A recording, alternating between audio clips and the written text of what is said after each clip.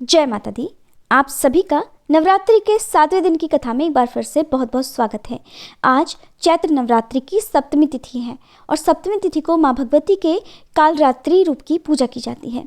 सप्तमी तिथि 24 मार्च मंगलवार को शाम 4:09 से शुरू होकर 25 मार्च बुधवार को दोपहर 1:50 पर समाप्त होगी। इसके बाद में अष्टमी तिथि प्रारंभ होगी और आज सूर्योदय होगा सुबह 6:29 पर, सूर्यास्त होगा शाम 6:35 पर, ब्रह्म मुहूर्त सुबह 4:53 से 5:40 तक रहेगा। राहु काल दोपहर 12 बजे से 1:30 बजे तक रहेगा और आज मृगशीर्षा नक्षत्र शाम 5:33 तक रहेगा। बाद में आद्रा नक्षत्र प्रारंभ होगा।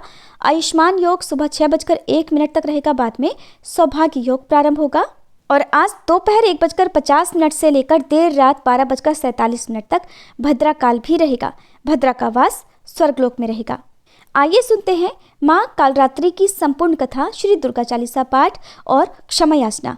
अगर आपको ये कथाएं अच्छी लगती हो तो वीडियो को लाइक करके आप हमारा मनोबल भी जरूर बढ़ाया करें। माँ कालरात्रि नवरात्रि के 7वें दिन सप्तमी तिथि में पूजी जाने वाली महाशक्ति का रूप है। ये अपने भक्तों के सभी भय, शत्रु और नकारात्मक शक्तियों का नाश करने वाली देवी हैं। इनका स्वरूप भयंकर है, परंतु ये अपने उपासकों को अभय और कल्याण का वरदान देने वाली हैं। माँ कालरात्रि की 4 भुजाएं हैं। वे एक हाथ में तलवार और एक हाथ में लोहे का घातक अस्त्र धारण करती हैं, जबकि अन्य 2 हाथ वरद मुद्रा और अभय मुद्रा में होते हैं। माँ का वाहन गर्दभ है, जो धैर्य और संतुलन का प्रतीक है। वे 3 नेत्रों वाली हैं, जिनकी ज्वाला से समस्त दुष्ट शक्तियाँ नष्ट हो जाती हैं। एक बार दारुक नाम के असुर ने ब्रह्मा जी को प्रसन्न कर लिया और उनके द्वारा दिए गए वरदान से वह देवों और ब्राह्मणों को प्रलय की अग्नि के समान दुख देने लगा। उसने सभी धार्मिक अनुष्ठान बंद करा दिए और स्वर्गलोक में भी अपना राज्य स्थापित कर लिया। तब सभी देवता श्री ब्रह्मा जी और विष्णु जी के धाम पहुँचे। ब्रह्मा जी ने बताया कि यह दुष्ट तो केवल एक स्त्री के हाथों ही मारा जाएगा। तब ब्रह्मा जी विष्णु सहित सभी देव स्त्री रूप धरकर दुष्ट दारुक से युद्ध करने गए, परंतु वह दैत्य अत्यंत बलशाली था। उसने उन सभी को परास्त कर भगा दिया। ब्रह्मा विष्णु समेत सभी देव भगवान शिव के धाम कैलाश पर्वत पर पहुंचे तथा उन्हें दैत्य दारुक के विषय में बताया। भगवान शिव ने उनकी बात सुनकर माँ पार्वती जी की ओर देखा और कहा, हे कल्याणी, जगत के हित के लिए और दुष्ट दारुक के वध के लिए मैं तुमसे प्रार्थना करता हूँ। ये सुनकर माँ पार्वती जी मुस्कुराईं और अपने एक अंश को भगवान शिव को सौंप दिया, जिसे माँ भगवती की माया से इंद्र आदि देवता और ब्रह्मा जी नहीं देख पाए और उन्होंने देवी को शिव जी के पास ही बैठे देखा। माँ भगवती का यह अंश भगवान शिव के शरीर में प्रवेश कर उनके कंठ में स्थित विष से अपना आकार धारण करने लगा। विष के प्रभाव से वह काले वर्ण में परिवर्तित हो गया और भगवान शिव ने उस अंश को अपने भीतर महसूस कर अपना तीसरा नेत्र खोला। उनके नेत्र द्वारा भयंकर विकराल रूपी काले वर्ण वाली माँ काली उत्पन्न हुई। माँ काली के ललाट में तीसरा नेत्र और चंद्र रेखा थी। कंठ में कराल विष का चिन्ह था और हाथ में त्रिशूल तथा नाना प्रकार के अस्त्र थे। आभूषणों और वस्त्रों से वह सुशोभित थी। माँ काली के भयंकर और विकराल रूप को देखकर देवता और सिद्ध लोग भागने लगे। माँ काली के केवल हुंकार मात्र से ही दारुक समेत सभी असुर सेना जलकर भस्म हो गई। माँ के क्रोध की ज्वाला से संपूर्ण लोक जलने लगा और उनके क्रोध से संसार को जलते देख भगवान शिव ने एक बालक का रूप धारण किया। भगवान शिव शमशान में पहुंचे और वहां लेटकर जोर जोर से रोने लगे। जब माँ काली ने शिव रूपी उस बालक को देखा तो उनके मन में उस बालक के प्रति वात्सल्य उमड़ पड़ा और फिर बड़े प्रेम से वात्सल्य भाव में भरकर उन्होंने उस बालक को अपने हृदय से लगा लिया और उन्हें स्तनपान कराने लगी। भगवान शिव ने दूध के साथ ही उनके क्रोध का भी पान कर लिया और उनके इस क्रोध से इस प्रकार 8 मूर्ति बनी जो क्षेत्रपाल कहलाई। भगवान शिव जी द्वारा माँ काली का क्रोध पी जाने के कारण वह मूर्छित हो गई। कहा जाता है कि तब देवी की मूर्छा दूर करने के लिए भगवान शिव ने तांडव किया। मूर्छा दूर होने पर माँ काली ने जब शिव जी को नृत्य करते देखा तो वे भी नृत्य करने लगी, जिस कारण उन्हें योगिनी भी कहा गया। श्री दुर्गा सप्तशती में महिषासुर नाम के दैत्य के वध के समय माँ भद्रकाली की कथा का वर्णन मिलता है। कि युद्ध के समय महाभयानक दैत्य समूह देवी को रणभूमि में आते देखकर उनके ऊपर ऐसे बाणों की वर्षा करने लगा मानो बादल मेरुगिरी के शिखर पर पानी की धार बरसा रहा हो। तब देवी ने अपने बाणों से उस बाण समूह को अनायास ही काटकर उसके घोड़े और सारथियों को भी मार डाला। साथ ही उसके धनुष और अत्यंत ऊंची ध्वजा को भी तुरंत काट गिराया। धनुष कट जाने पर उसके अंगों को अपने बाणों से बींध डाला और भद्रकाली ने शूल का प्रहार किया। उससे राक्षस के शूल के सैकड़ों टुकड़े हो गए और वह महादैत्य प्राणों से हाथ धो बैठा। इसी प्रकार चंड और मुंड के वध के लिए मां विकराल मुखी काली प्रकट हुई। मार्कंडेय ऋषि कहते हैं कि इसके बाद शुंभ की आज्ञा पाकर वे चंड मुंड आदि दैत्य चतुरंगिणी सेना के साथ अस्त्र शस्त्रों से सुसज्जित होकर चल पड़े। फिर गिरिराज हिमालय के स्वर्णमय ऊंचे शिखर पर पहुंचकर उन्होंने सिंह पर बैठी देवी को देखा। उन्हें देखकर दैत्य लोग तत्परता से उन्हें पकड़ने का प्रयास करने लगे। तब देवी अंबिका ने उन शत्रुओं के प्रति बड़ा क्रोध किया। उस समय क्रोध के कारण उनका मुख काला पड़ गया, ललाट में भौहें टेढ़ी हो गई और वहीं से तुरंत विकराल मुखी काली प्रकट हुई, जो तलवार और पाश लिए हुए थी। वे विचित्र खड्वांग धारण किए और चीते के चर्म की साड़ी पहने नरमुंडों की माला से विभूषित थीं। उनके शरीर का मांस सूख गया था, केवल हड्डियों का ढांचा था, जिससे वे अत्यंत भयंकर जान पड़ती थीं। उनका मुख बहुत विशाल था, जीभ लपलपाने के कारण वह और भी डरावनी लग रही थी। उनकी आंखें भीतर को धंसी हुई और कुछ लाल थीं। वे अपनी भयंकर गर्जना से संपूर्ण दिशाओं को गुंजा रही थी। बड़े बड़े दैत्यों का वध करती हुई वे कालिका देवी बड़ी तेजी से दैत्यों की उस सेना पर टूट पड़ी और उन सबको खाने लगी। तीनों लोकों में राक्षस, शुंभ, निशुंभ और रक्तबीज दैत्य ने हाहाकार मचा रखा था। सभी देवतागण चिंतित थे। सभी देवी देवता मिलकर भगवान शिव के पास गए और रक्षा की प्रार्थना की। तब महादेव ने मां पार्वती से असुरों का संहार कर अपने भक्तों की रक्षा करने के लिए कहा। इसके बाद माता पार्वती ने दुर्गा जी का रूप धारण किया और शुंभ निशुंभ का वध कर दिया।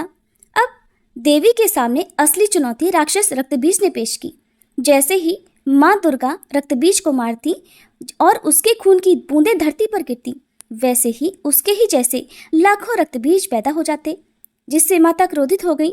उनका वर्ण श्यामल हो गया और इसी स्वरूप से मां कालरात्रि का प्रकट हुआ। दैत्य रक्तबीज एक ऐसा दानव था जिसे ये वरदान मिला हुआ था कि जब जब उसके रक्त की एक बूंद भी धरती पर गिरेगी, तब हर बूंद से एक नया रक्तबीज जन्म ले लेगा, जो कि रूप और शक्ति में उसी के समान होगा। ऐसे में मां कालरात्रि ने रक्तबीज की गर्दन काटकर उसे खप्पर में रख लिया, ताकि रक्त की बूंदें नीचे ना गिरे और उसका सारा खून पी गई। और इस प्रकार देवी ने रक्तबीज की एक भी रक्त की बूंद धरती पर नहीं गिरने दी।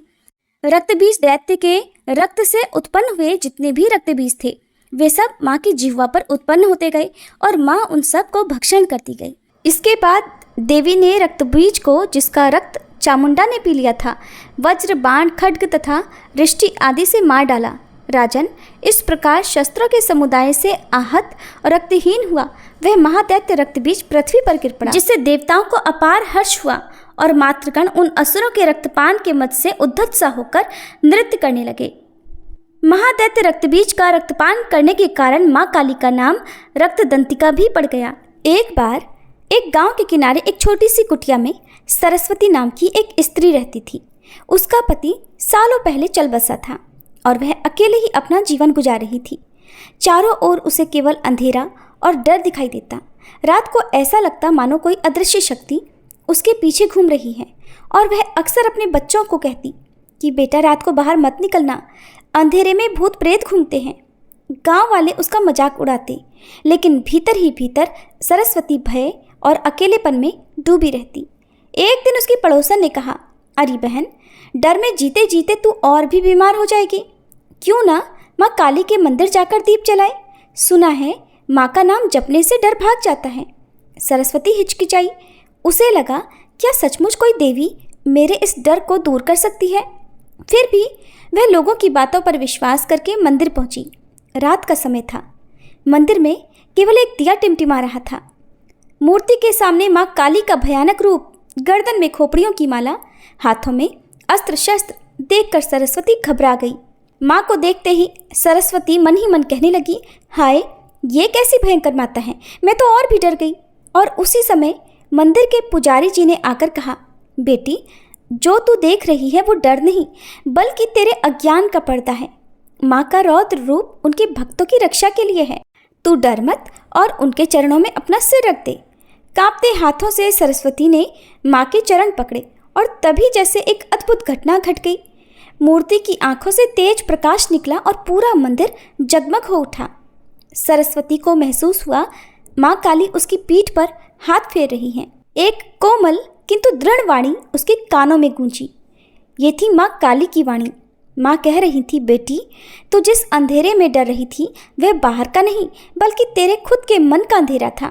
आज से तेरा भय समाप्त। तू जहाँ भी जाएगी मेरा हाथ तेरे सिर पर रहेगा। सरस्वती रो पड़ी और उसके भीतर का डर जैसे कहीं दूर चला गया। और उस दिन के बाद सरस्वती कभी भयभीत नहीं हुई। न रात का अंधेरा उसे अब डराता था, न ही लोगों की बातें। गांव वाले देखते कि वह अकेले मंदिर जाती, निर्भय होकर काम करती और दूसरों को भी समझाते हुए कहा करती, डर बाहर नहीं है, हमारे भीतर है। और माँ काली की शरण में जो भी जाएगा उसका सब अनजाना भय मिट जाएगा। अब गांव के कई लोग उसकी बातें सुनकर माँ काली की भक्ति से जुड़ गए। वैसे तो एक छोटी सी कहानी है, एक छोटा सा प्रसंग है, लेकिन वर्तमान समय में न जाने कितने लोग ऐसे ही अनजाने भय से जूझ रहे हैं। बिना कुछ घटित हुए भी लोगों के मन में एक अनजाना सा डर समाया रहता है, चाहे अपनों को खोने का, कुछ अनहोनी घटित होने का, या कुछ भी ऐसी कल्पनाएं जो कभी होने ही वाली ना हो। उन्हें सोच सोचकर जो लोग मन में अक्सर डरे रहते हो, उन्हें माँ कालरात्रि की सच्चे मन से पूजा करनी चाहिए। केवल माँ कालरात्रि ही है जो अपने भक्तों के मन का हर प्रकार का भय दूर करती हैं। कई वर्ष पहले एक गांव में एक बालक रहता था जिसका नाम रामकृष्ण था, जो बहुत शरारती था किंतु कुशाग्र बुद्धि भी। उसकी वाक्पटुता का तो कोई जवाब ही नहीं था और नटखट तो इतना था कि कोई भी उसकी शरारतों से बच नहीं पाता था। एक दिन रामकृष्ण की भेंट गांव के एक ज्ञानी संत से हुई। संत महाराज जी ने उन्हें एक मंत्र देते हुए कहा, पुत्र, गांव के काली मंदिर में जाकर इस मंत्र का 1,00,000 बार जप करना। इससे काली माता प्रसन्न हो जाएंगी और तुम्हें दर्शन देकर वरदान प्रदान करेंगी। रामकृष्ण सुनकर तुरंत काली मंदिर गए और वहां पर संत महाराज जी द्वारा दिए गए मंत्र का जाप करने लगे। जैसे ही 1,00,000 जाप पूरे हुए, काली माता अपने 100 मुखों के भयंकर स्वरूप में उनके सम्मुख प्रकट हो गई। काली माता के इस रौद्र और भयंकर रूप को देखकर कोई भी सामान्य बालक भयभीत हो जाता है, किंतु रामकृष्ण तो भयभीत होने की जगह जोर जोर से हंसने लगे। जब काली माता ने हंसने का कारण पूछा तो वे बोले, माता, मेरी तो केवल एक ही नाक है और जब कभी मुझे जुकाम हो जाता है तो मैं तो बहुत परेशान हो जाता हूँ। लेकिन मैं सोच रहा हूँ कि आपके तो 100 मुख हैं और 100 मुख होने के कारण 100 नाक भी हैं और हाथ केवल 2। अब मैं सोच रहा हूँ कि ऐसे में आप क्या करती होंगी। रामकृष्ण था तो बालक ही और बाल स्वभाव में ही उसने ये बातें की थी। रामकृष्ण की हंसमुख स्वभाव और बाल सुलभ बातें सुनकर काली माता हंस पड़ी और बोली, पुत्र, मैं तुम्हें वरदान देती हूँ कि भविष्य में तुम विकट कवि के रूप में प्रसिद्ध होगे और तुम्हारी बातें हर किसी का मनोरंजन करेंगी। वो तो ठीक है माता, लेकिन इसके लिए मुझे क्या प्राप्त होगा? आप मुझे कोई और वरदान दे दीजिए। रामकृष्ण बोले। तब काली माता हाथ में 2 कटोरी लेकर रामकृष्ण से बोली, पुत्र, इन 2 कटोरों में से एक में ज्ञान है और दूसरे में धन। मैं तुम्हें दोनों में से किसी एक को चुनने का अवसर प्रदान करती हूँ। अब काली माता की बात सुनकर रामकृष्ण सोचने लगे कि जीवन में तो ज्ञान और धन दोनों ही आवश्यक है और अगर ये दोनों ही मिल जाए तब कोई बात बने। रामकृष्ण को विचारमग्न देखकर काली माता बोली, क्या बात है पुत्र, किस कटोरे का चुनाव करना है ये समझ नहीं आ रहा? नहीं नहीं माता, ऐसा बिल्कुल नहीं है। मैं तो चुनाव करने से पहले बस एक बार दोनों कटोरों को अपने हाथ में लेकर देखना चाहता हूँ, रामकृष्ण ने कहा। काली माता ने जैसे ही दोनों कटोरे रामकृष्ण के हाथ में दिए, उसने झटपट दोनों कटोरों को मुंह से लगा लिया और गटक गए। इस तरह अपनी बातों में उलझाकर उन्होंने माता से दोनों ही वरदान प्राप्त कर लिए। माता, क्षमा करना, जीवन में ज्ञान और धन दोनों ही तो आवश्यक हैं, इसलिए मैंने आपसे दोनों ही ले लिए। जब रामकृष्ण ने भोलेपन से बात कही तो काली माता क्रोध करने की बजाय हंसने लगी। पुत्र, मैं तुम्हें दोनों वरदान देती हूँ। जीवन में तुम कई सफलताएं प्राप्त करोगे, किंतु ध्यान रहे कि तुम्हारे मित्र तो होंगे, साथ ही शत्रु भी कम नहीं होंगे, इसीलिए तुम्हें होशियार रहना होगा। इतना कहकर काली माता अंतर ध्यान हो गई। कहा जाता है कि आगे चलकर यही बालक तेनालीराम के नाम से प्रसिद्ध हुए। अब सुनिए नवरात्रि के 7वें दिन सुना जाने वाला श्री दुर्गा सप्तशती का अध्याय 12 और 13। अध्याय प्रारंभ करने से पहले हम सब मिलकर माँ दुर्गा देवी का ध्यान करें। मैं 3 नेत्रों वाली दुर्गा देवी का ध्यान करती हूँ। उनके श्री अंगों की प्रभा बिजली के समान है। वे सिंह के कंधे पर बैठी हुई भयंकर प्रतीत होती हैं। हाथों में तलवार और ढाल लिए अनेक कन्याएं उनकी सेवा में खड़ी हैं। वे अपने हाथों में चक्र, गदा, तलवार, ढाल, बाण, धनुष, पाश और तर्जनी मुद्रा धारण किए हुए हैं। उनका स्वरूप अग्निमय है और वे माथे पर चंद्रमा का मुकुट धारण करती हैं। देवी बोली, देवताओं, जो एकाग्रचित्त होकर प्रतिदिन इन स्तुतियों से मेरा स्तवन करेगा, उसकी सारी बाधा मैं निश्चय ही दूर कर दूंगी। जो मधुकैटभ का नाश, महिषासुर का वध तथा शुंभ निशुंभ के संहार के प्रसंग का पाठ करेंगे तथा अष्टमी, चतुर्दशी और नवमी को भी जो एकाग्रचित्त हो भक्तिपूर्वक मेरे उत्तम महात्म्य का श्रवण करेंगे, उन्हें कोई पाप छू नहीं सकेगा। उन पर पाप जनित आपत्तियां भी नहीं आएंगी। उनके घर में कभी दरिद्रता नहीं होगी तथा उनको कभी प्रेमी जनों के विछोह का कष्ट भी नहीं होगा। इतना ही नहीं, उन्हें शत्रु से, लुटेरों से, राजा से, शस्त्र से, अग्नि से तथा जल की राशि से भी कभी भय नहीं होगा। इसलिए सबको एकाग्रचित्त होकर भक्तिपूर्वक मेरे इस महात्म्य को सदा पढ़ना और सुनना चाहिए। ये परम कल्याणकारक है। मेरा महात्म्य महामारी जनित समस्त उपद्रवों तथा आध्यात्मिक आदि तीनों प्रकार के उत्पातों को शांत करने वाला है। मेरे जिस मंदिर में प्रतिदिन विधि पूर्वक मेरे इस महात्म्य का पाठ किया जाता है, उस स्थान को मैं कभी नहीं छोड़ती। वहाँ सदा ही मेरा सन्निधान बना रहता है।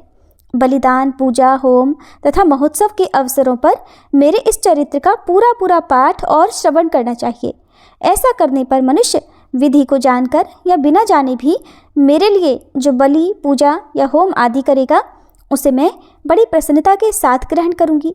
शरद काल में जो वार्षिक महापूजा की जाती है, उस अवसर पर जो मेरे इस महात्म्य को भक्ति पूर्वक सुनेगा, वह मनुष्य मेरे प्रसाद से सब बाधाओं से मुक्त तथा धन, धान्य और पुत्र से संपन्न होगा।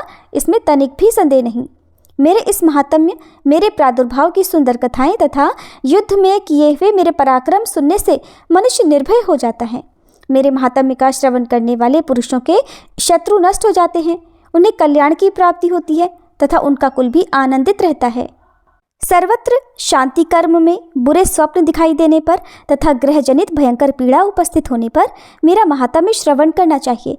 इससे सब विघ्न तथा भयंकर ग्रह पीड़ाएं शांत हो जाती हैं और मनुष्यों द्वारा देखा हुआ दुस्वप्न शुभ स्वप्न में परिवर्तित हो जाता है।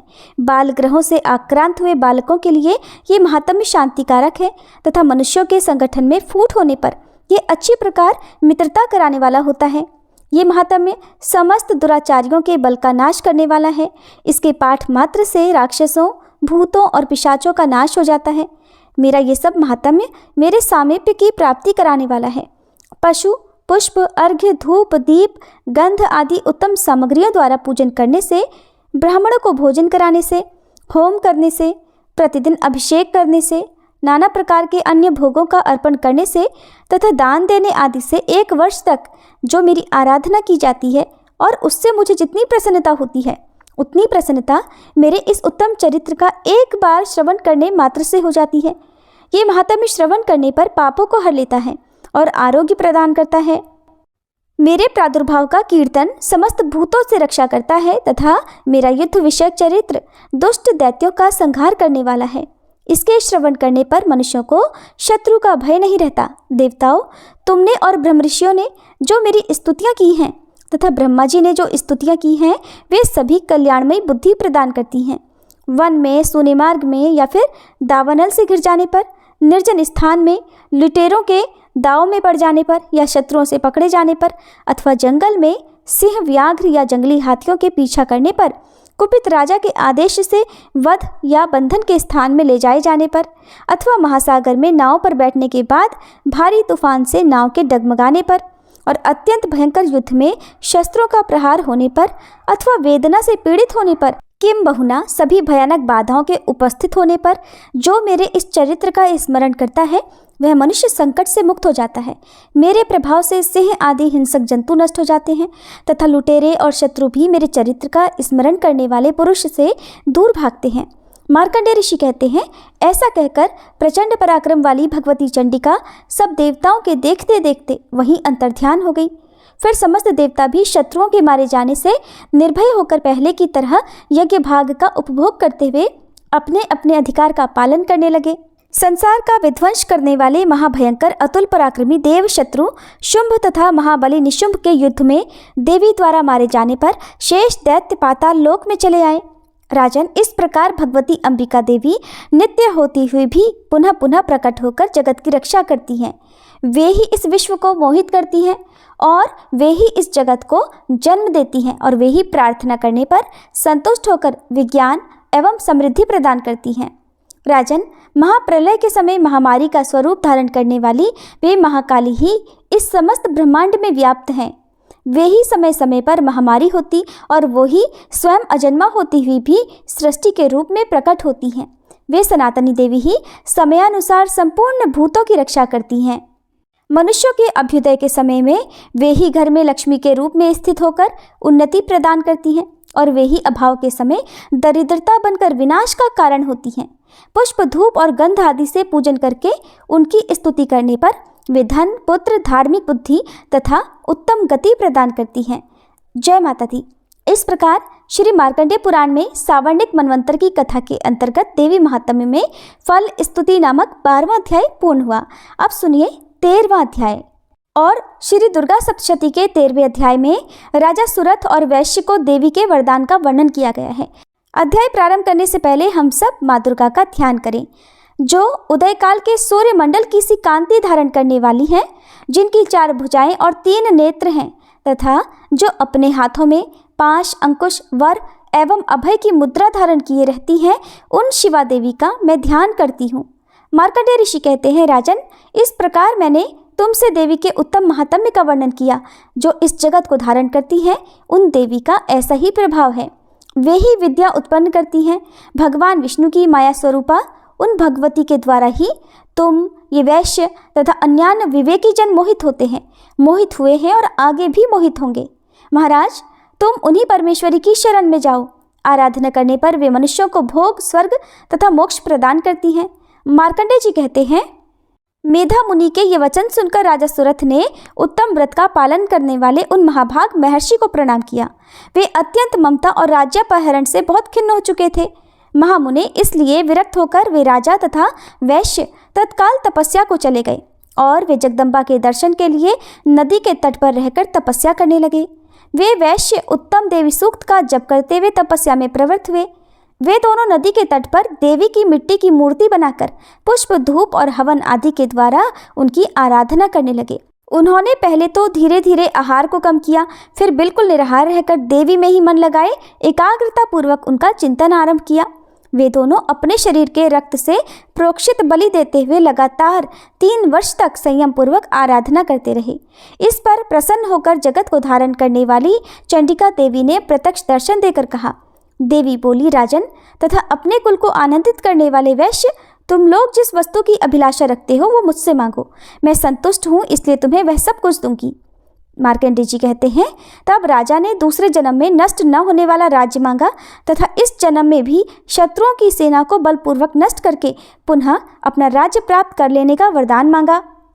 वैश्य का चित्त संसार की ओर से खिन्न एवं विरक्त हो चुका था और वे बड़े बुद्धिमान थे। अतः उस समय उन्होंने तो ममता और अहंता रूप आसक्ति का नाश करने वाला ज्ञान मांगा। देवी बोली, राजन, तुम थोड़े ही दिनों में शत्रुओं को मारकर अपना राज्य प्राप्त कर लोगे। अब वहाँ तुम्हारा राज्य स्थिर रहेगा। फिर मृत्यु के पश्चात तुम भगवान विवस्वान अर्थात सूर्य के अंश से जन्म लेकर इस पृथ्वी पर सावर्णिक मनु के नाम से विख्यात होगे।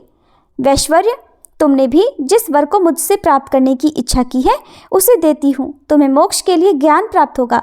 मार्कंडेय जी कहते हैं, इस प्रकार उन दोनों को मनोवांछित वर देकर तथा उनके द्वारा भक्ति पूर्वक अपनी स्तुति सुनकर अंबिका देवी तत्काल अंतर्ध्यान हो गई। इस तरह देवी से वरदान पाकर क्षत्रियों में श्रेष्ठ सुरथ सूर्य से जन्म ले सावर्णी नामक मनु होंगे। जय माता दी। इस प्रकार श्री मार्कंडेय पुराण में सावर्णिक मनवंतर की कथा के अंतर्गत देवी महात्म्य में सुरथ और वैश्य को वरदान नामक 13वां अध्याय पूर्ण हुआ।